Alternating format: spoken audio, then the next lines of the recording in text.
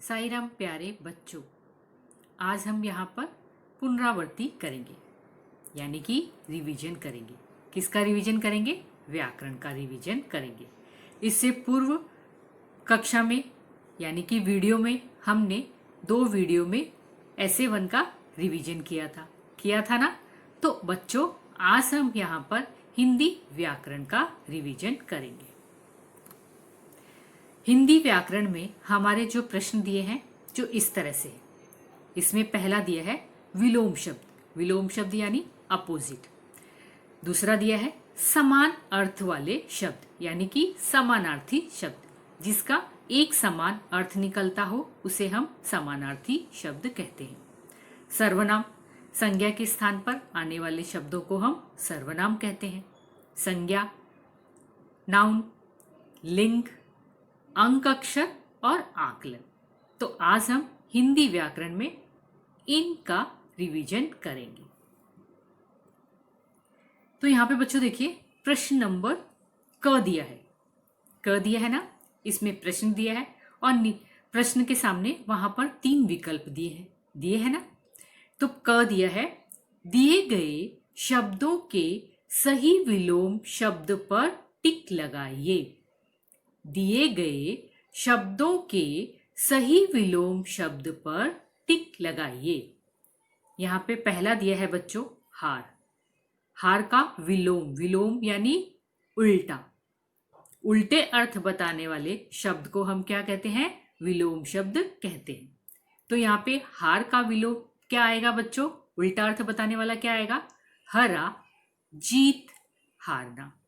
3 option दिए हैं, 3 विकल्प दिए हैं ना। उसमें से आपको एक चूज करना है, चुनना है और उस पर सही का निशान लगाना है। तो हार का क्या आएगा बच्चों? यहाँ पे जीत। इसका अपोजिट क्या हुआ? जीत। हार, जीत। तो इस तरह से आपको उस पर टिक करना है। दूसरा दिया है विश्वास।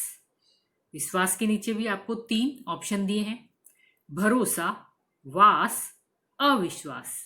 तो इसका विलोम शब्द क्या आएगा? विश्वास का अविश्वास। तो इस पर आपको टिक करना है। तो हार का क्या आया विलोम? जीत। विश्वास का क्या आया? अविश्वास।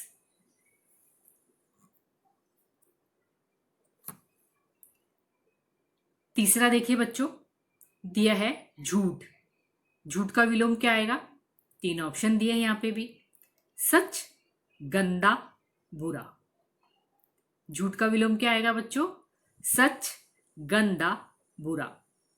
तो इसका क्या आएगा? सच, झूठ, झूठ, सच।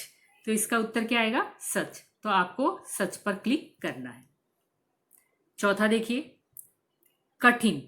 कठिन का विलोम क्या आएगा बच्चों? यहां पे 3 विकल्प दिए हैं।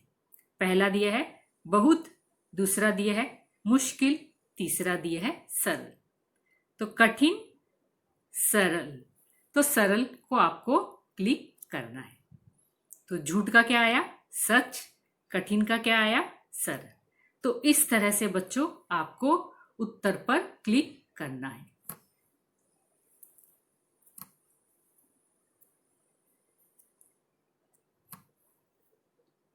अभी आगे बढ़ते हैं। ख, निम्नलिखित शब्दों के समान अर्थ वाले शब्द चुनकर सही का निशान लगाइए।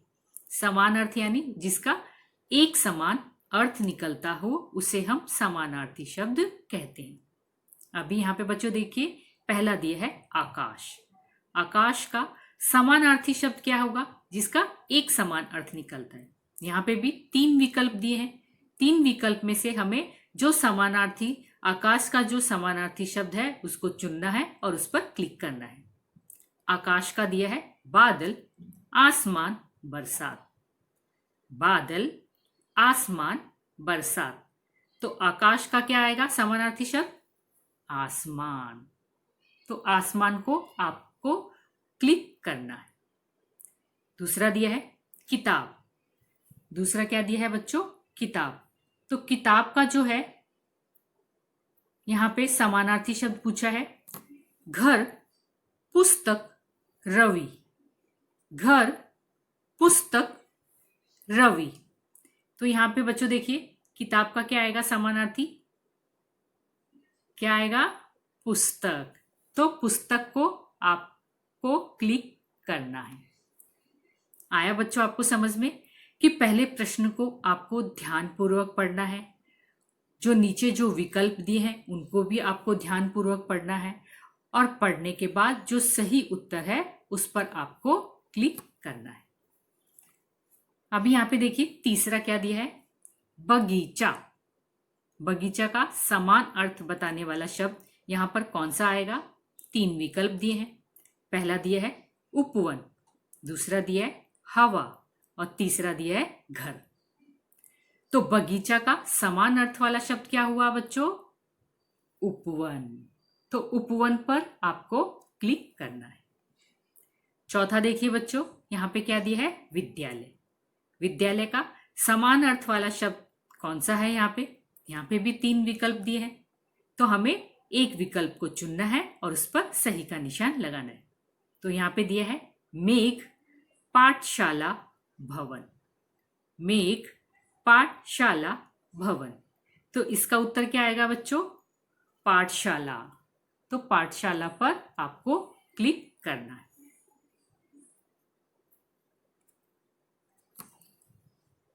आगे देखते हैं प्रश्न नंबर ग। सर्वनाम शब्दों के आगे सही का निशान लगाइए। सर्वनाम शब्दों के आगे सही का निशान लगाइए। यहाँ पे बच्चों देखिए 3 विकल्प दिए हैं ना। 3 विकल्प में से हमें जो सर्वनाम है उसे चुनना है और उस पर क्लिक करना है। पहले आपको ध्यानपूर्वक 3 विकल्प को पढ़ना है, पढ़कर जो सर्वनाम है उस पर आपको क्लिक करना है। अभी पहला देखिए यहाँ पे दिया है उसका प्रिय अक्षर। तो यहाँ पे क्या आएगा बच्चों, सर्वनाम उसका। उसका पर आपको क्लिक करना है। दूसरा दिया है तुम्हारा मोहन पेंसिल। तुम्हारा मोहन पेंसिल। तो यहाँ पे कौन सा आएगा सर्वनाम, तुम्हारा। तो तुम्हारा पर आपको क्लिक करना है। तीसरा दिया है गुड़िया, गुड़िया टोपी तुम। गुड़िया टोपी तुम। तो यहाँ पे बच्चों क्या आएगा सर्वनाम, तुम। क्या आएगा बच्चों इस सर्वनाम, तुम। तो इस तरह से बच्चों आपको पहले प्रश्न को पढ़ना है और पढ़कर उसका सही विकल्प चुनना है और सही विकल्प पर आपको क्लिक करना है। अभी यहां पे बच्चों देखिए भाववाचक संज्ञा के सामने सही का निशान लगाइए। भाववाचक संज्ञा के सामने सही का निशान लगाइए।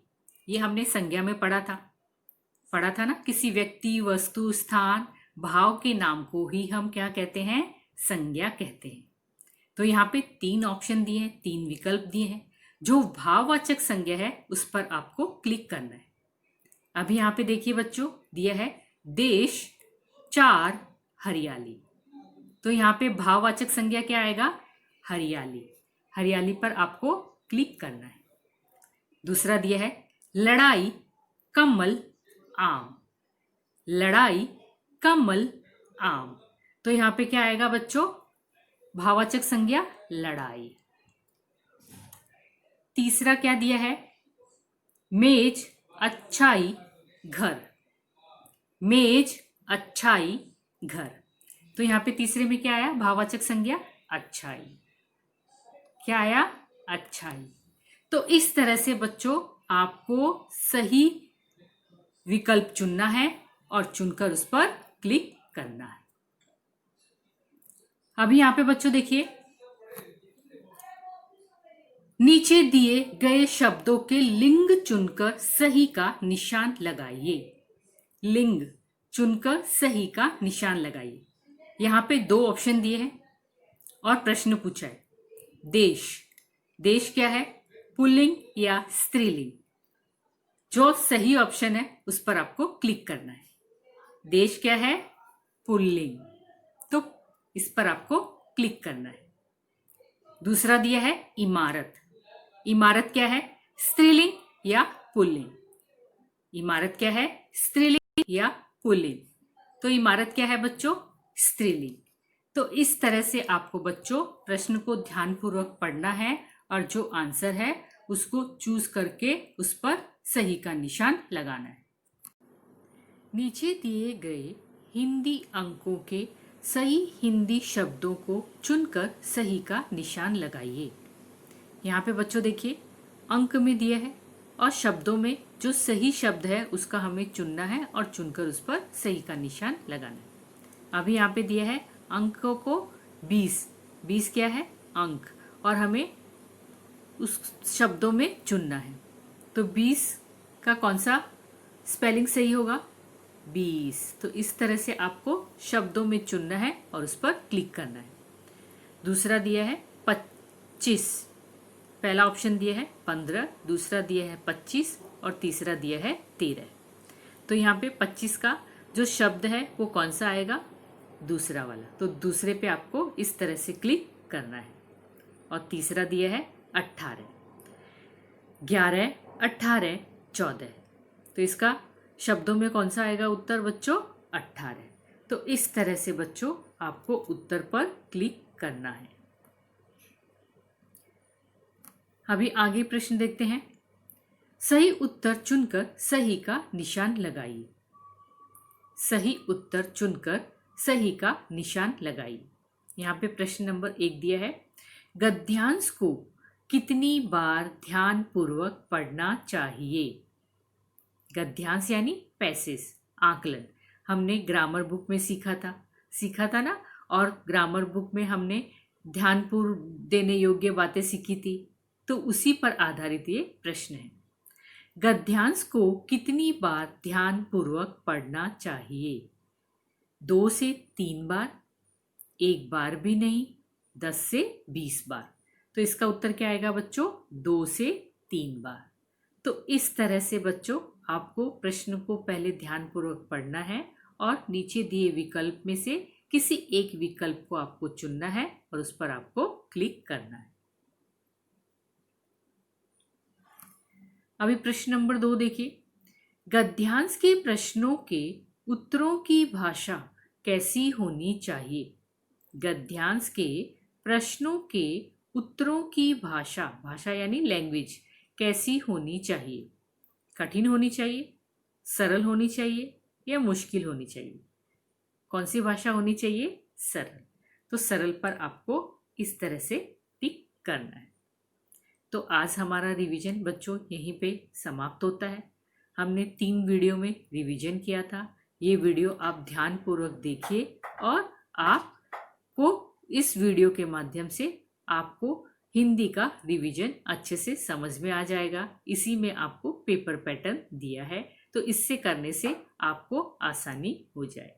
धन्यवाद।